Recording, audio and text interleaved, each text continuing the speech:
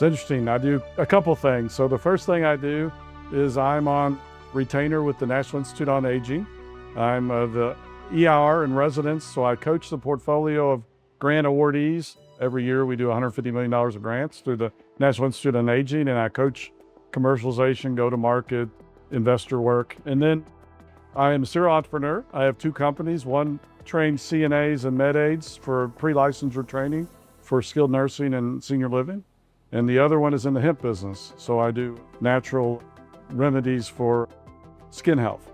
And I serve on the board of Thrive Center as a nonprofit for it.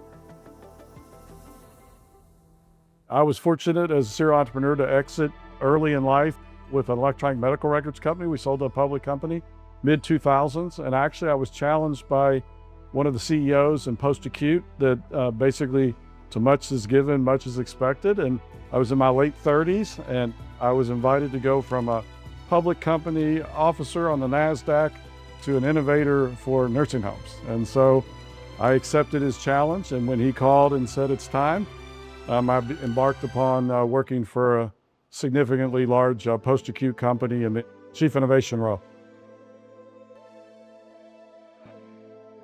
One of the thoughts is older adults are akin also to disabled, younger people. So it's not just adults, it's really any age where you have a disability or a challenge in life. I think most of them are around the caregiving and support and the balance between independence and needing and requiring support or intervention. I think most people would prefer their own desire to live at home, but the question is, can they live at home? Cognitive wellness, physical wellness are the two biggest challenges.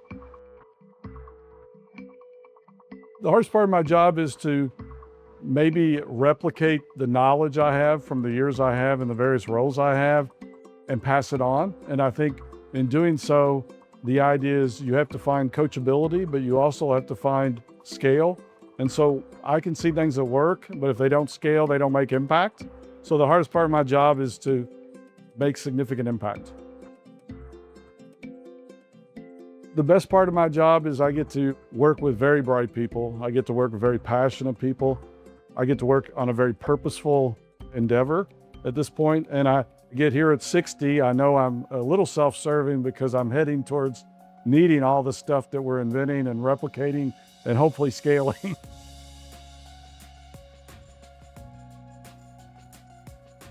I would say that there's two things. One is know the market, and so know the differences between Medicare and Medicaid, know the differences between skilled and assisted and hospice and independent living.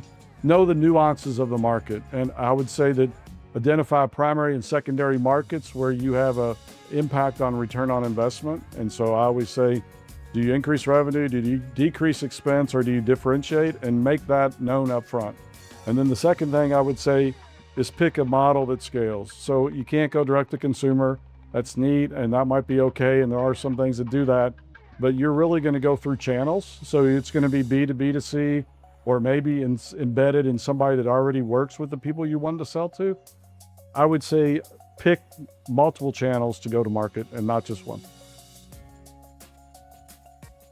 I think the idea of what AgeTech Connect and the sort of regional geographic sort of pull together of energy, it really needs to focus on collaboration, not replication. So I think the idea that we can collaborate across multiple ecosystems, accelerators, programmatic, conferences. And I think the key is how do we diffuse information faster, better, and more in depth to the channels. You shouldn't have to come just to a conference or just to an event to get the learning. We need to really take AI and diffuse the learning.